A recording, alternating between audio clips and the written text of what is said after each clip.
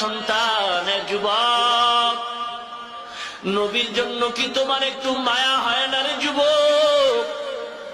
কয়দিন আর দুনিয়াতে বাঁচবা? এই মাহফিল জীবনের শেষ হয়ে যেতে পারে রে যুবক। কত যুবক হঠাৎ করে মরে গেছে, বিদায় নেওয়ার টাইম পায় নাই।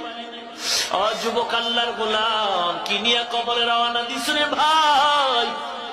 আমরা রসুলের আদর্শের কারণে ধ্বংস হয়ে যাই নাই কেন? রসুলের আদর্শের দাড়ি রাখো না, নামাজ পড়ো না রে যুবক ভাই। তোমার মতো যুবক দাড়িওয়ালা নামাজি স্কুলে পড়ে, কলেজে পড়ে, অভাব নাই। তোমার মতো যুবক দাড়িওয়ালা আর আবার পুলিশ, বিডিআর, চাকরিজীবী, ব্যবসায়ী, শ্রমিক আছে, অভাব নাই।